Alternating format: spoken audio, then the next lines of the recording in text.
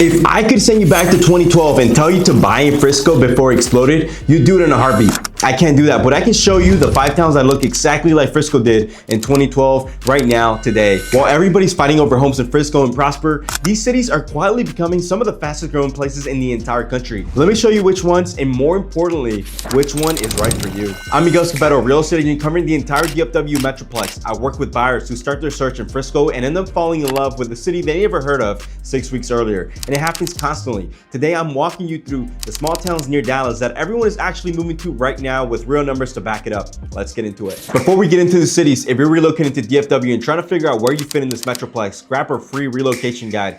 QR code is on the screen, link is in the description. Now let's talk about these towns. Here's the thing that nobody tells you about Dallas. The city itself actually lost about 1,800 residents over the past year. Meanwhile, the small towns surrounding it are growing at a pace that's making national headlines. The US Census Bureau just released its vintage 2025 data and the results are wild. 4 of the 5 fastest growing cities in the entire United States are within driving distance of Dallas. Not 4 of the fastest in Texas, 4 of the fastest in the country. One local builder said it best: people want land, space, great schools, restaurants, sports, and a hometown feel.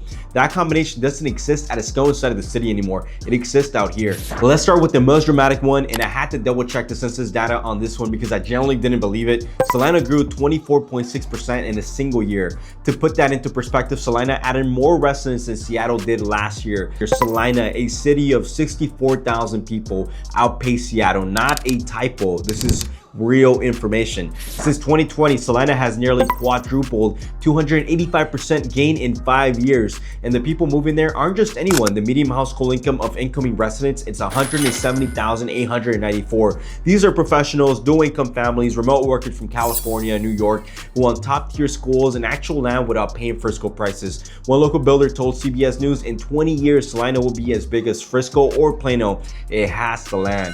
That's not hype. That's a guy watching truckloads of lumber arrive every morning. Who tends to love Celina? Families who want new construction, great schools, and land and are comfortable being somewhere that's still writing its story. If you like that energy of being early, Celina is going to be your city. Princeton grew 18.1% last year to 43,524 residents, third fastest growing in the entire country. It sits east of McKinney along Highway 380 and has become the answer for buyers who wanted McKinney but kept getting outbid or priced out. The US creating expansion that's wrapping up has made Princeton dramatically more accessible than 2 years ago. New construction is active and the median price is still under $335,000. Improving infrastructure plus active new construction plus accessible pricing. That's exactly what early stage growth looks like before prices catch up. Who tends to love Princeton? Budget conscious buyers who want new construction without moving to the middle of nowhere. People willing to trade a slightly longer commute for significantly more home. If I had to describe Melissa and Anna, I would say they're siblings, same family, very different personalities. Melissa's the one with the color-coded spreadsheet and the 5-year plan already laminated, rated A by TEA, strongest school district available under 400,000 anywhere in the DFW right now, more established, more buttoned up, more Collin County energy. Anna's the one who showed up to the same party, drank 3 energy drinks, and decided it was time to develop an entire corridor. Grew 10.2% last year. Something new is happening every time I drive through, both sit on Highway 75, minutes from McKinney. The difference is Anna has more runway and Melissa feels more settled today. And if you're wondering which sibling you are, one of these fits you and the other one really doesn't. Who tends to love Melissa? Families who want A-rated schools under 400K in a community that already feels established. Who tends to love Anna? Buyers who want to get in earlier in the growth story, more land, more future, slightly less polished. Wylie gets overlooked because it doesn't have Frisco around its name recognition. That's exactly why I keep recommending it. Best overall value in the entire Collin County corridor right now, solid schools, family neighborhoods, and median prices well below neighboring communities. You also get Lake Lavon for water recreation, which is generally underrated as a lifestyle feature, and downtown Wylie is quietly developing into its own small town identity. Who tends to love Wylie? Buyers who research Collin County extensively and want school quality without Allen or Frisco prices. Also great at being near water matters to your lifestyle. On the east side, Forney is doing what Princeton is doing on the north side, absorbing buyers who got priced out of their first choice.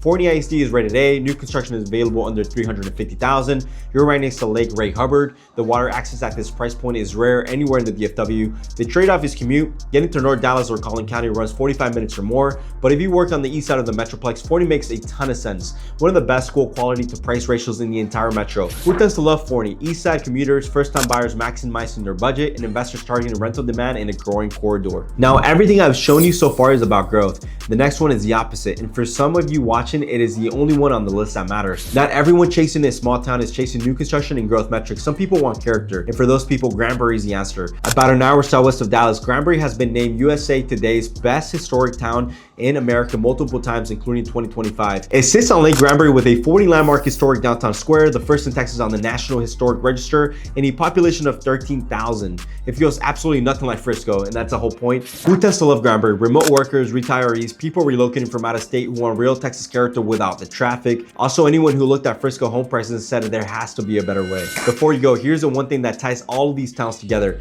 It is the part that most people miss. Small and mid-sized cities around the DFW have hit what the Census Bureau called a Goldilocks zone. The right size, the right infrastructure, and the right price to absorb growth the bigger cities can't capture anymore. Most people moving to these towns aren't coming from California. They're already in the DFW, moving one ring further out. The buyers winning in this market figured out that Celina in 2026 looks a lot like Frisco did in 2012. The window's still open, it won't stay open forever. If any of these towns caught your attention, reach out to me directly. I'll tell you what your budget actually buys in each one right now. The link is in the description for a free DFW relocation guide. Subscribe for more North Texas content every week. Drop a comment telling me which city surprised you the most. I'll see you on the next one.